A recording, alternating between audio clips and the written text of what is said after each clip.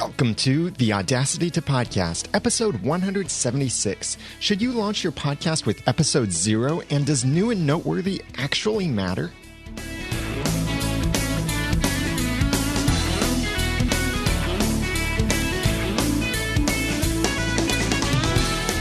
Thank you for joining me for the Audacity to Podcast. I'm Daniel J. Lewis, and this is the award-winning how-to podcast about podcasting where I give you the guts and teach you the tools to launch or improve your own podcast for sharing your passions and finding success.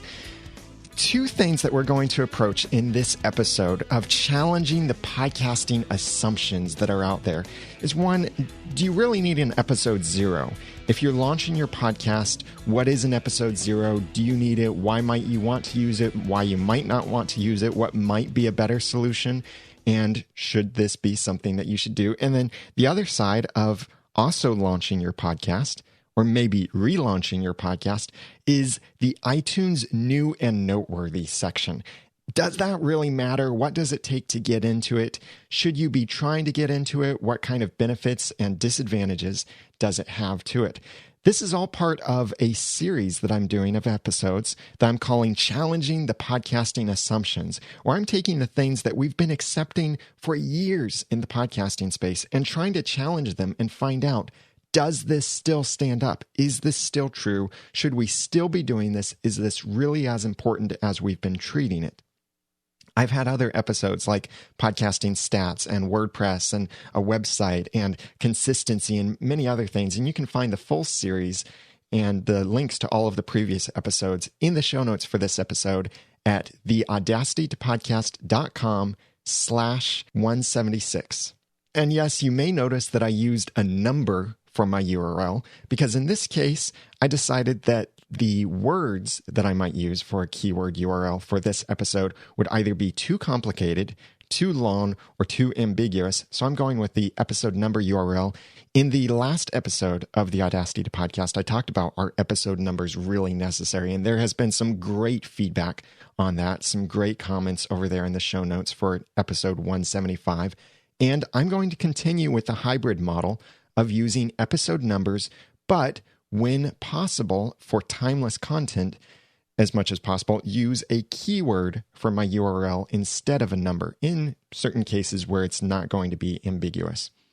So let's get into the content for this episode. Should you launch your podcast with episode 0, or if you've already launched your podcast and you have an episode 0, should that episode 0 still be up there?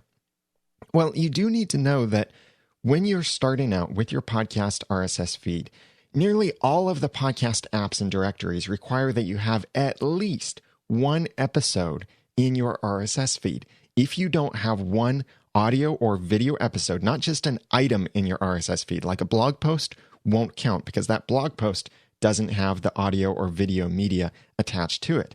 So these directories require that you have at least one post. If you don't have one episode in your RSS feed, the directories won't accept it.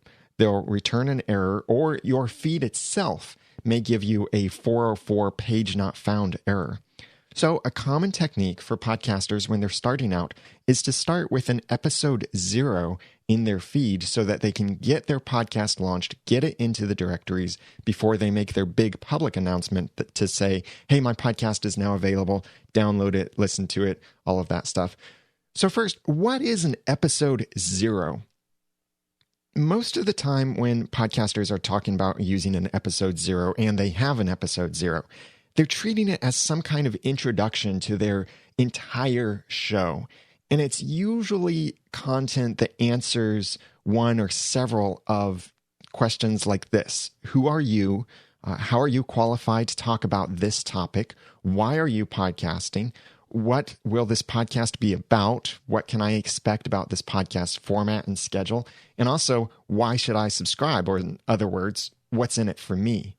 And I think that each of these questions are important for you to answer because your audience will ask these questions when they see your podcast, when they're thinking about staying subscribed to your podcast. They will be asking these questions. But is an episode 0 really the best way for you to do this? That's what the debate is all about, because some podcasters can make this introductory episode an episode 0, but sometimes others will just put an audio or a video promo in there as your first episode. But I wouldn't actually call that an episode 0, because that's a promo or a teaser for what's coming up in the podcast that they can see. So that's giving you something to put in your feed. That's not an episode 0. That's really a separate topic altogether about having a promo in your feed. And in fact, that's what the next episode of the Audacity to Podcast will be about, challenging whether promos and branding, audio and visual branding, are really necessary and worth the expenses for your podcast. So if you have feedback about those, an experience that you want to share, I'd love to hear from you. Please go to theaudacitytopodcast.com/feedback for information about how you can send in your feedback for that episode. So why might an episode 0 be helpful for your podcast? Because it's usually an introduction episode, it can actually become a resource for referencing in later episodes. Like if anyone wants to know what is your podcast about, or if you're saying something and it harkens back to why you're podcasting in your introduction or your bio or anything like that, then you can say, to learn more about this, go back to episode 0 at myawesomepodcast.com/0 or /introduction or whatever it is. That can sometimes be helpful, but that's really the only case I can think of where an episode 0 would be helpful to your audience. Yes, there can be many reasons and ways that an episode 0 can be helpful to you, like getting an episode out there so that you have something in your RSS feed, feeling better about talking about yourself, introducing your content, your approach, all of that. That can make you feel better, but is that really helpful to your audience? Well, now let's take the painful approach. Why an episode 0 may actually be worthless. There are several reasons I can think of that you might want to skip an episode 0. Number 1, new people don't care about you. This is one of the hardest things to accept, but I think also one of the most important things to remember in podcasting. Nobody cares about you, at least not yet.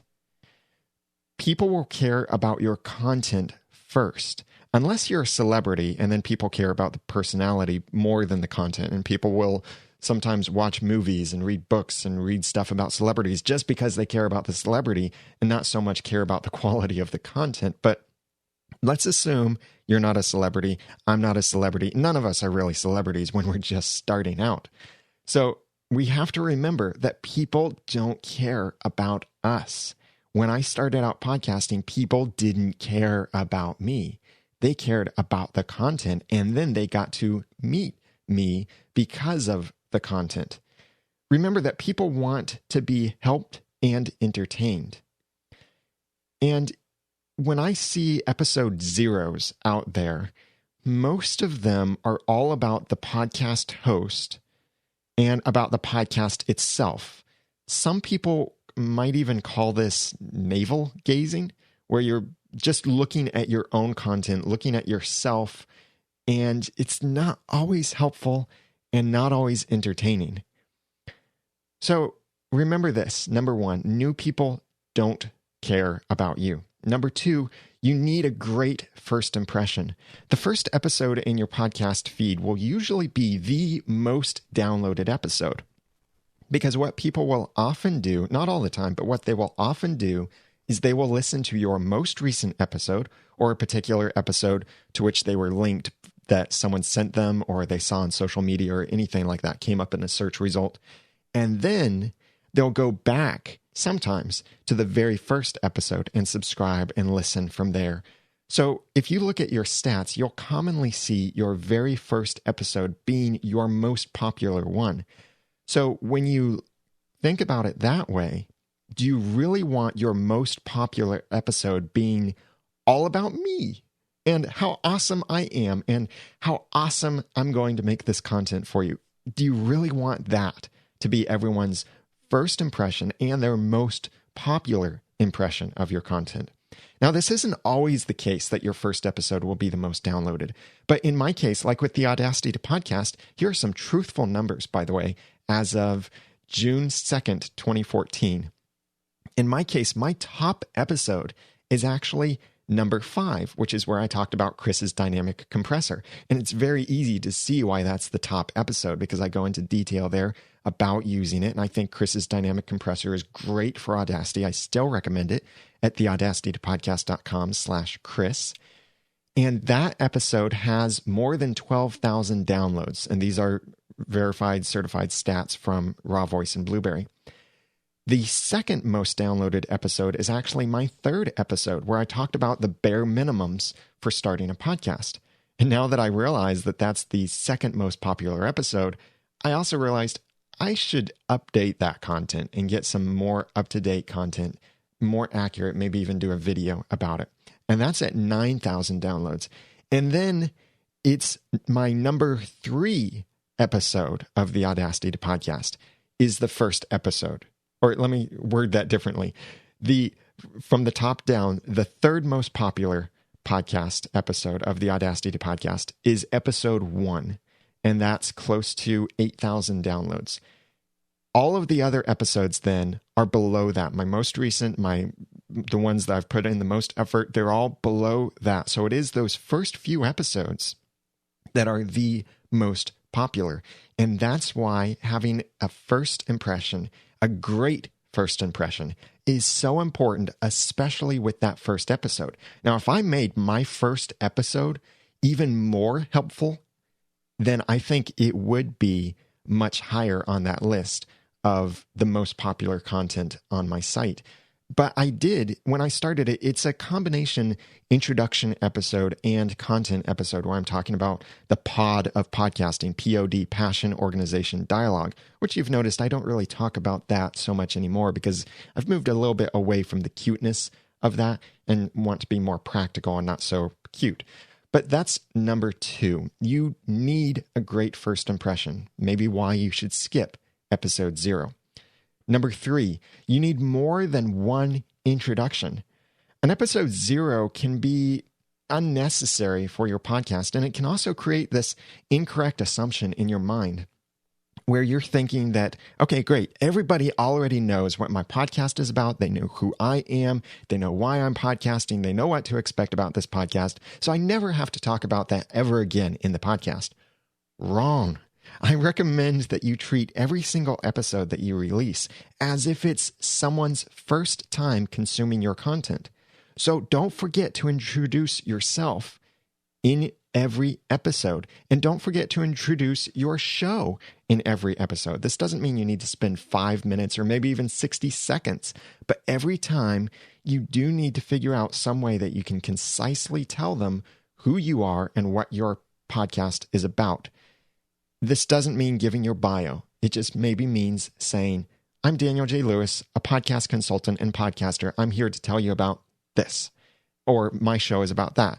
It's that kind of thing that you see in movies and TV shows even, where in the first 5 minutes or so, there's something, maybe it's a title sequence, maybe it's a previously on Lost, or maybe it's some other kind of little teaser or montage or something that gives you an idea of what the show as a whole is about. That kind of stuff really helps for those people who are just tuning in, or quote, tuning in, unquote. For a long time, my introduction to the Audacity to Podcast was a how-to podcast about podcasting and using Audacity.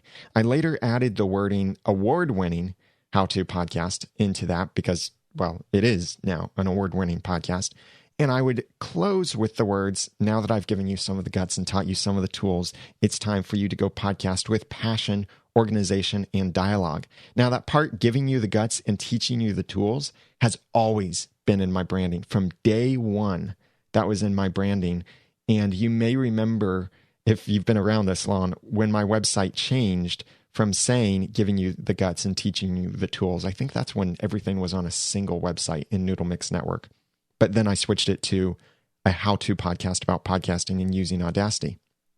Now, I don't use that POD, passion, organization, and dialogue so much, But my intro for each episode of the Audacity to Podcast is, thank you for joining me for the Audacity to Podcast. I'm Daniel J. Lewis, and this is the award-winning how-to podcast about podcasting. It's where I give you the guts and teach you the tools to launch or improve your own podcast for sharing your passions and finding success.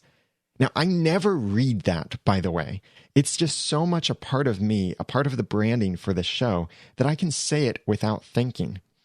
And I think it's accurate, and it tells listeners, new listeners, what this show is about, what they can expect, what kind of content this will be, and also it reminds existing listeners what this show is about. Because someone might listen to multiple of my podcasts, and they hear my voice, and they may not actually know what podcast they're listening to when they start out. But by giving it some kind of branding here and audio branding, hint, hint, next episode, all about audio branding and promos and visual branding too. But they know what this podcast is about from the beginning. And if you've been around for a while, you can also see how the podcast slowly changes over time in the way that I reapproach my branding. Like I don't talk so much about Audacity anymore. There are other aspects that I've changed over time as well. This is reason number 3. You need more than one introduction. And number 4, you don't need an introduction episode. Introductions as main content are actually quite rare. Think about, have you ever seen an introduction episode for a TV show? An introductory movie for a trilogy or anything else like that? Or an introductory book for a series of novels? Like, is there Harry Potter book 0 or anything like that? Star Wars episode 0? Anything like that? No, you don't really see that. Yes, with books, you'll see an introduction to the book and a preface and a foreword and other things that they put before the book. But those are separate from the actual content. They're kind of the teasers, now that you've bought this and just before we get into the actual content, let's talk about this. But they're not putting it out as actual content. Often in books, you'll see that the page numbers are even completely different because they really don't count it as actual content. They're kind of implying that you could skip this if you want to. These aren't actually numbered pages. They're slightly differently numbered pages or don't have page numbers at all. But when you watch these different things, movies, TV shows, you read books, anything like that where it's a series, the introduction is within the regular content. The introduction is not content all to itself, but it's mixed in. So this doesn't mean that you have to jump straight in to your regular format with your podcast. Like if you have a review show, your first episode doesn't have to be a review. Or if you have an interview where every episode is a new guest as an interviewee, your first episode doesn't have to be that first interview. It'd be great if you could jump straight into your regular format, but you don't have to. It's okay to have a first episode that helps introduce your show, but there's so much that you can do to make it so much better. That's why I'm not contradicting myself here. I'm saying include an introduction in your first episode, introduction of some sort, but don't make your first episode all about your introduction. And also include some kind of introduction in all of your following episodes. So that first episode can contain an introduction, but look at how you can make it, most importantly, helpful to your audience, and then weave an introduction into that. Here are some examples of some ways, with just some random podcast ideas I came up with, of ways that you could make your first episode something valuable to people and might be really popular too as your first episode. And that can give you many opportunities to entice people to stay around and subscribe to your podcast.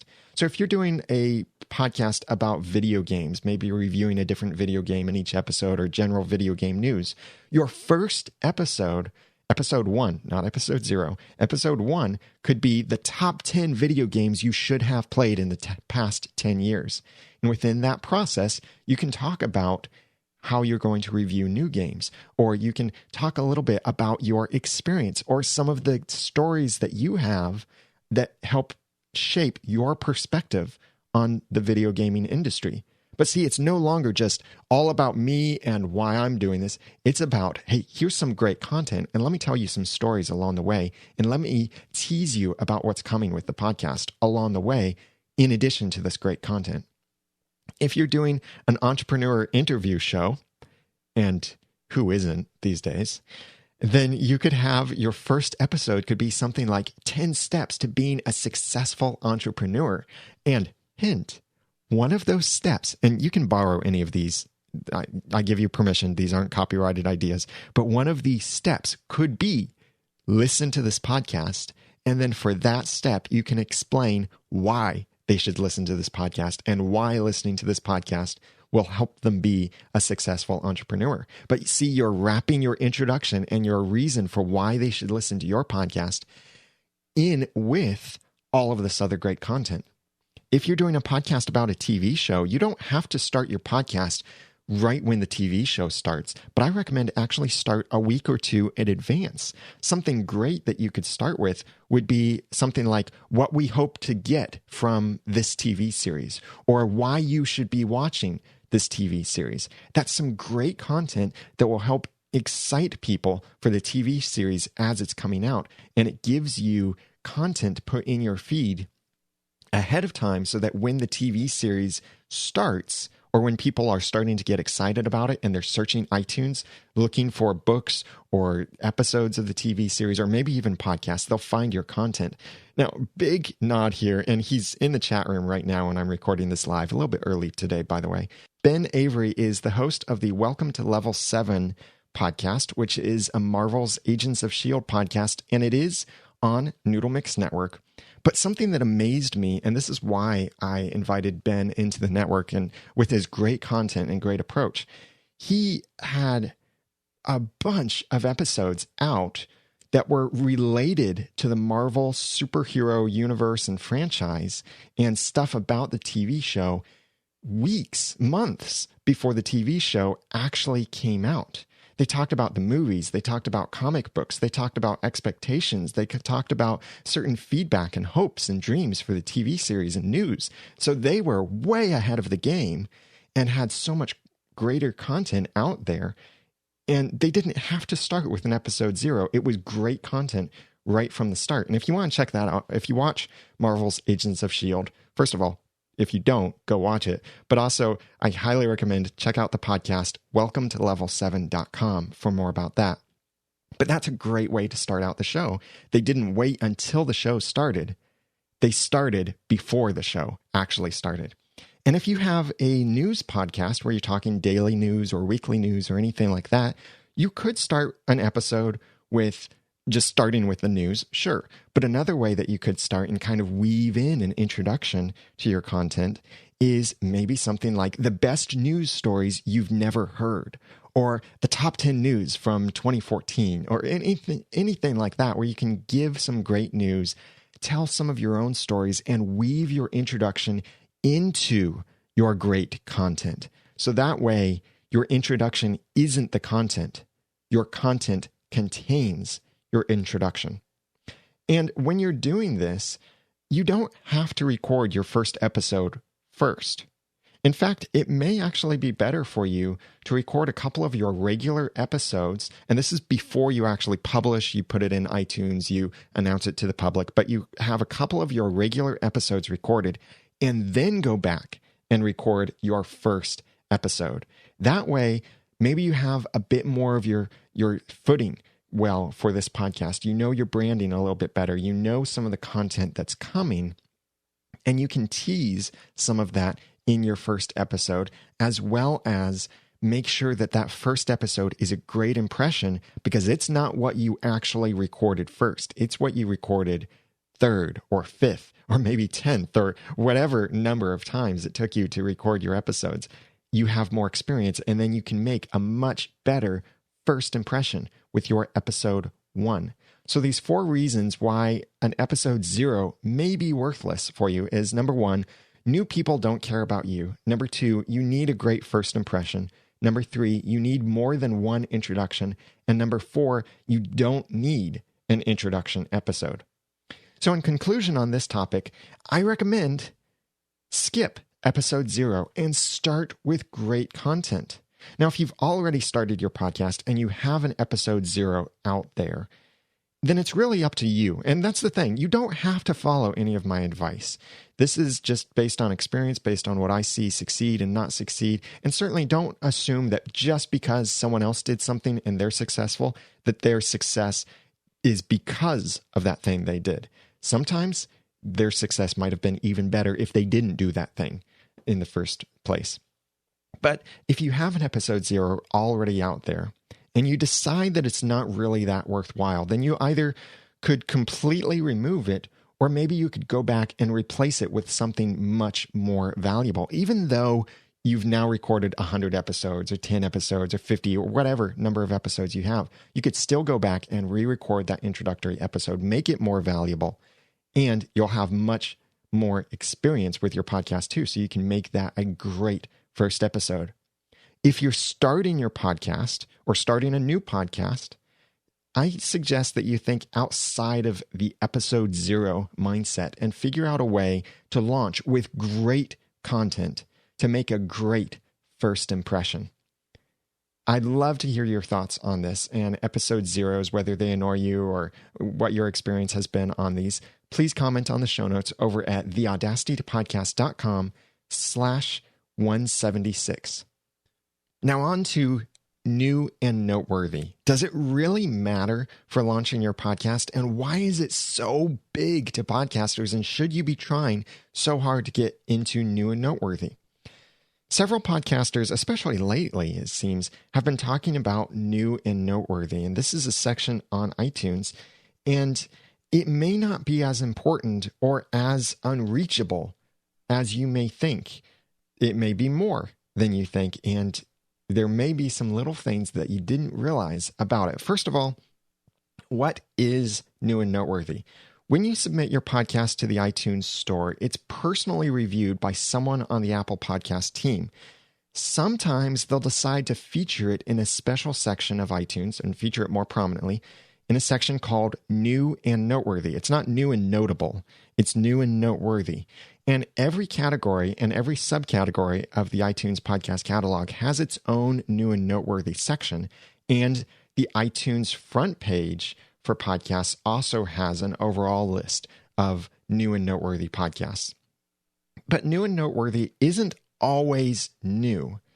I've even had a couple of my old podcasts be featured again in new and noteworthy, and so have others. If you were to go through the new and noteworthy featured list, every single one of them, you'll probably find some podcasts that are quite old. They're older than the supposed 6-week window that you have to be in new and noteworthy. Some people will say that the category should be called new or noteworthy, but I think calling it new and noteworthy is actually completely accurate. This is where some English grammar can sometimes get in the way of properly understanding what this section actually is. But it's not that every item on this list is both new and noteworthy, but this is a list of all of the new podcasts and a list of noteworthy podcasts. So it is completely accurate to say new and noteworthy. Think of it this way. It's a list of podcasts that are new and a list of podcasts that are noteworthy. These two lists combined into one, and you get new and noteworthy. So why is new and noteworthy such a big deal? Podcasters want so much to be in new and noteworthy because they want to grow their audience. And it is irrefutably true that being in new and noteworthy will attract a lot of new people to your podcast. This doesn't mean you'll get new subscribers, but it will attract new people to your podcast. I've seen this with every podcast that I've launched. When I put it in iTunes, and if it managed to make it into new and noteworthy, which I think all of my podcasts that I've launched have made it into that front page, the featured section of new and noteworthy in some category somewhere in iTunes, maybe not the front page category, but somewhere. There has always been a spike in downloads, spike in listens and subscribes to the podcast. But let's take an actual practical example with honest numbers here.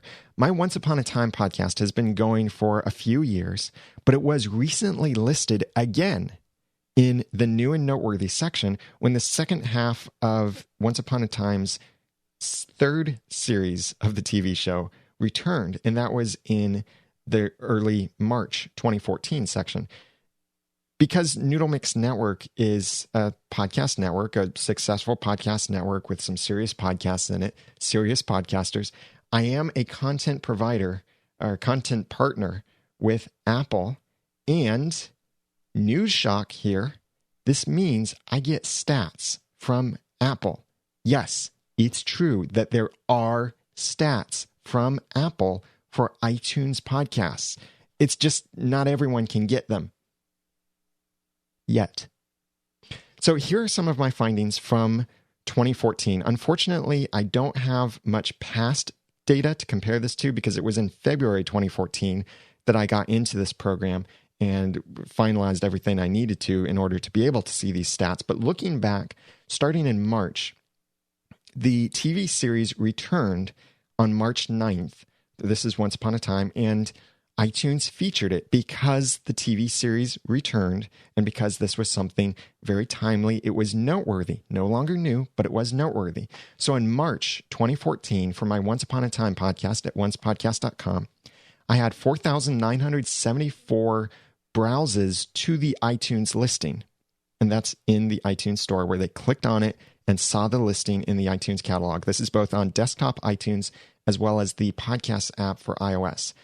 Of those 4,974 people who browsed to the listing, 484 people subscribed. In April, 3,298 people browsed to the listing and 256 people subscribed. In May, and lest you think that the spike in March was just because the show returned or it was a big event, in May was another big event. The finale of the show was in May, on May 12th.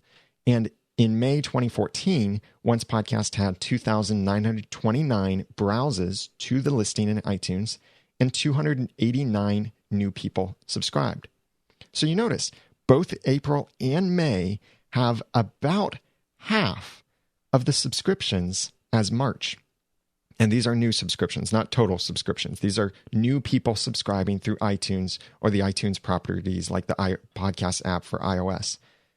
Half of the numbers, and also the people who browsed to the listing in iTunes was about half as well, or close to that. So you can see that being featured again did give us a boost, and it was a boost of almost twice what we were getting in the following months. And based on my media stats from before then, I can also see that it was a boost when the TV season returned and we were featured in iTunes. So it is irrefutably true that being a new and noteworthy does give you a boost. But how you use this boost is what's really important, because when I launched the Audacity to podcast, it quickly jumped to the number 5 slot in new and noteworthy in iTunes. And this was actually even a day or two before the podcast cover art was updated. So you don't have to have amazing podcast cover art to be in new and noteworthy or to be featured all the time. But this was also several years ago, 2010, when I launched the Audacity to podcast. But when I launched it, I was getting thousands of downloads, and my subscriptions immediately jumped into the hundreds because I was there in new and noteworthy. But here's the sad truth of new and noteworthy is that whatever spike you see by being in new and noteworthy will die down. It will drop when you're no longer featured. But what you can hope for is that you did get some kind of increase over time so that you see these were my numbers before new and noteworthy. These were my numbers after the spike. Ignore the numbers in between. Ignore the actual spike, because what matters to you is the retention, how many people stayed after that spike. Because just think back to those numbers I gave you. In March, nearly 5,000 people browsed to our iTunes listing. I'm not sure if that's actually people or if that's just like page views. So it might be the same person browsed on different days. I can't get that information. But nonetheless, this number, 5,000 browses to the iTunes listing page for one's podcast and almost 500 new subscriptions. That's 10% of the people who browsed to the listing actually chose to subscribe. So what they probably did is that large number of people came, checked it out, looked at the description, the cover art, the title, read some of the episode titles. Maybe they pressed play on a couple episodes to kind of sample our content, but fewer than 10% of those people actually chose to stick around and subscribe. By the way, this is why every episode of your podcast should introduce you and your show's purpose in some concise way so that when people are checking you out, they'll know what your podcast is about, who you are, but don't spend too much time on that. And that's also why your introductions should not be very long, like your audio branding and stuff that goes on for minutes and minutes. Don't be that person. So if you launch and you want to get featured in New and Noteworthy, you should ensure that your first few episodes are some of your best content. That way, when you have that spike, you'll have great content out there and it will entice your early listeners and those people who are just browsing to stick around for more content. And I would say your next little bit of content can actually be a little bit lower in the quality of your content. I of course, recommend keep your content as high of quality as possible, but you don't have to try to maintain amazing content after those first few episodes. You can then build up a little bit, but those first few episodes are your first impression. And this is if you want to get featured. If being featured doesn't matter to you, you don't want to get featured, then this is a good opportunity for you to start your podcast and improve it over time and not have to worry about first impressions. See, this is really about what do you want to do? What works for you? You can choose either way. Do you want to start and make a great first impression? Or would you rather get your feet wet and try and build this over time? It's up to you.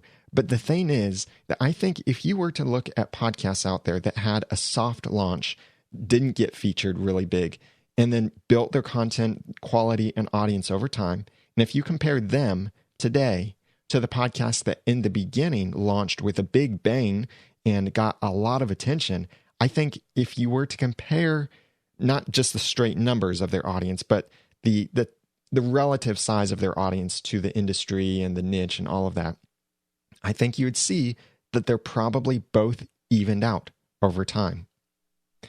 When you are in New and Noteworthy, there are a lot of expectations on you. So that's why it's so important to have a great first impression. But if you want to build over time, don't worry about New and Noteworthy.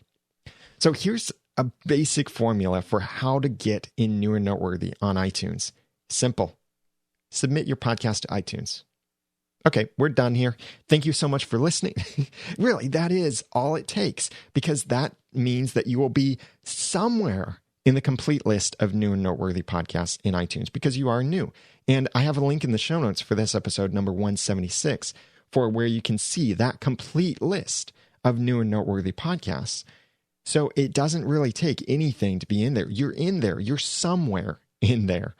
But I know most people are most interested in that top space, which currently is 32 podcasts listed on the front page of the iTunes podcast category or within a category or subcategory of the podcast catalog.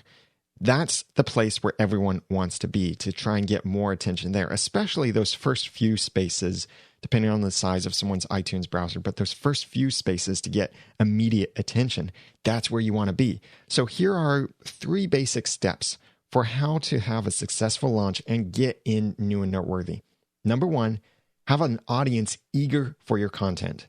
Number 2, launch with at least 1 episode, and that being a quality episode. Really high quality content, really high quality presentation of that content, and great production quality as well. And number 3, encourage your audience from the beginning to subscribe, rate, and especially write reviews for your show in iTunes. If you want some tips on how to get more reviews for your podcast in iTunes, then go sign up for the email list over at mypodcastreviews.com. By the way, that service is launching soon, very soon, maybe this week, even if I can finish the design. Those are the 3 basic steps. Now you can increase your ranking in iTunes and increase your chances of being featured in New and Noteworthy by following a couple of these additional tips. And these are not hard rules. First, have great looking podcast cover art so that people will want to click on you instead of clicking on that poorly designed cover art. Have a thorough description. Use good keywords in your show and episode titles. Those are the most important to iTunes SEO, search engine optimization. And also use some of these keywords in your descriptions, but don't spam with keywords. And launch with 3 or more episodes, but this isn't required. Some people have had great success launching with just 1 episode, but 3 or more episodes gives a little bit more of a first impression, gives people more content to consume and more opportunities for you to ask them to rate, review, and especially write those reviews for you in iTunes and subscribe in iTunes. And also consistently produce content for at least a month immediately after you launch. So if you launch with 3 episodes, don't take 3 weeks off. You need another episode the following week, and the week after that, and the week after that, and the week after that. Do that for at least a month. That way it's not a big splash and then nothing for a month. And then you come back with your podcast. You won't be leveraging the power of New and Noteworthy that way. And that won't be helping you get in New and Noteworthy. So can you be in New and Noteworthy again? If you've already had your chance and you didn't make it in, or you made it in, but stuff has changed, you've rebranded, whatever has happened, can you make it in? Now this, full disclaimer, this is pure speculation on my part, but I think this is a very reasonable speculation, and this in no way comes from actual information from Apple, and they are not endorsing this, they're not providing this information, anything like that. So this is my pure speculation and represents no one else's opinions. But yes, I think you can be in New and Noteworthy again when you truly deserve it. Yeah, that sounds harsh, but you really need to be harsh on yourself to decide, do you really deserve being in New and Noteworthy? I think there are only 2 cases when your podcast as a whole, not an individual episode, but your podcast as a whole can and should maybe be considered to be featured in New and Noteworthy. Those 2 cases are, number 1, your show returned from a planned hiatus, like you're a TV show fan podcast or you do seasons or anything like that, and you're going to be consistent again. And I have to emphasize planned hiatus, because if you just lost track of time and forgot to podcast, you pod faded temporarily, and now you're back, that's not a planned hiatus. That's pod fading, on the edge of pod fading. And you may not be consistent again. So you need to be consistent again, and you're returning from a planned hiatus. In that case, I think you could deserve potentially being noteworthy again. Not new, but noteworthy again. And the second thing is you rebranded your show. And this isn't just you changed the title, you changed your cover art, and now you're doing the same content or pretty much the same approach to your content as before. This is a complete rebranding. Like, look at what Todd Cochran and Rob Greenlee did with what's now called the New Media Show. It was a complete rebranding. They changed the content, changed the approach, and I think they deserved being noteworthy again in iTunes. These are the only 2 scenarios I can see for New and Noteworthy being something that you could deserve with your podcast again. If you truly think that you deserve to be noteworthy again because of one of these 2 things, and if you have suggestions for other cases, I'd love to hear them in the comments. But if you have returned from a planned hiatus and you're going back on being consistent, or you've majorly rebranded your show, then I suggest emailing podcast@apple.com with your show feed, your iTunes URL, and a legitimate explanation for why you think your show should be considered noteworthy again. But don't pester them about this. Send one request, be very respectful, and only do this if you absolutely think you truly, truly deserve it. And that's where it comes to be very hard, because I know a lot of you will think, yeah, I deserve it. I was off for 3 weeks, but now I'm back and I never made it into New and Noteworthy. No, those aren't good reasons. These 2 reasons, I think, are the only reasons you would deserve potentially being noteworthy again, is if you've returned from a planned hiatus, and it was a long one, like 3 months or something, and you rebranded your show completely. So in conclusion of this, I do think that New and Noteworthy matters. But what matters more than you're trying to get in New and Noteworthy is that you launch your podcast well. That's so much more important. New and Noteworthy should not be part of your strategy for launching your podcast. It is a reward for having a great strategy for your podcast. So launch with an eager audience, an audience so excited about your content, your great content that you're presenting very well, you're producing very well, and have that audience eager to go subscribe, rate, and review you in iTunes and other podcast directories.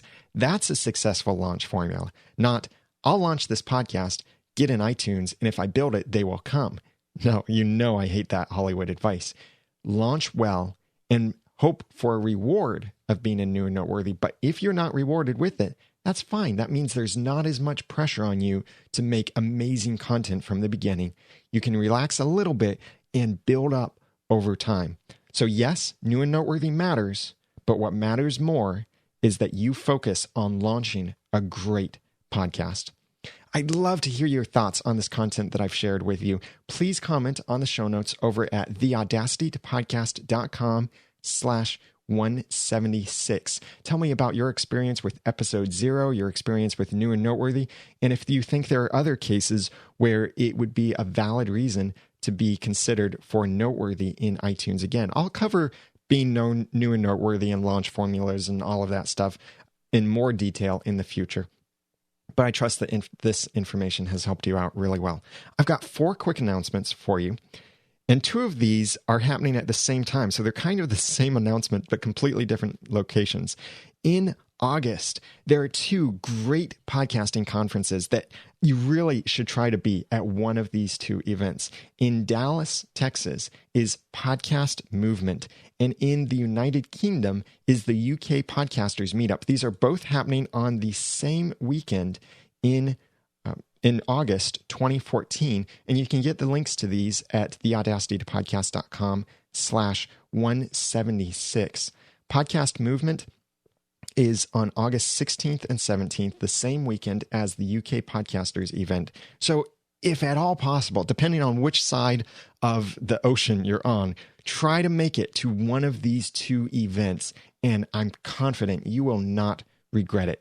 It's kind of cool that these are happening at the same time, because it means that there's some way to get involved in the conversation and learn about podcasting on the same weekend as everyone else. But also kind of a bummer, because if you're in the UK and you want to make it to Podcast Movement, or if you're in the US and you want to make it to UK Podcasters, they're on the same weekend. You can't do both in the same month. But check these out in the show notes over at theaudacitytopodcast.com/176. Also, my podcast reviews should be launching this week. I need to finalize some things, finalize the design, but it is working well.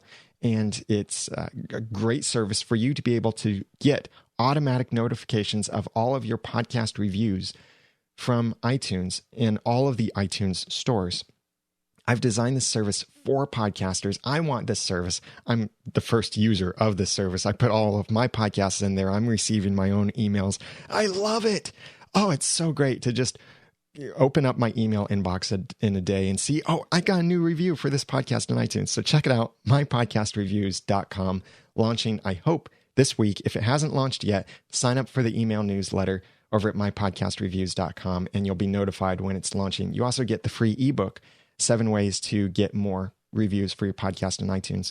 And then the 4th announcement is I'm launching a new resource for podcasters. This one will be free. My Podcast Reviews is a premium service, but this new resource for podcasters will be free.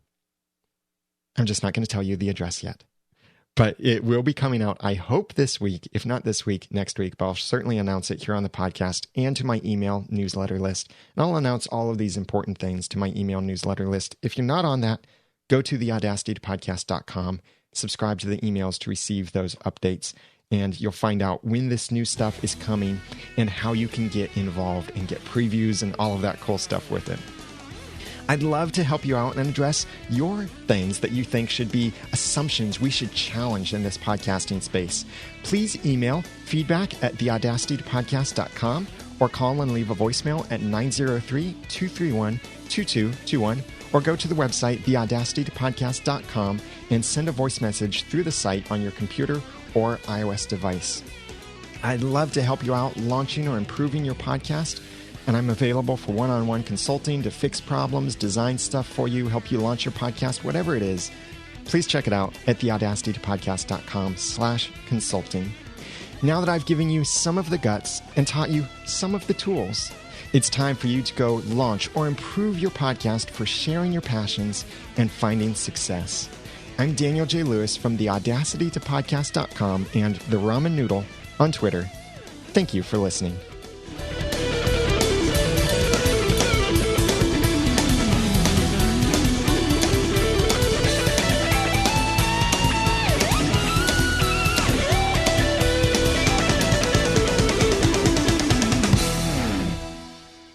The Audacity to Podcast is a proud member of Noodle Mix Network. Find more of our award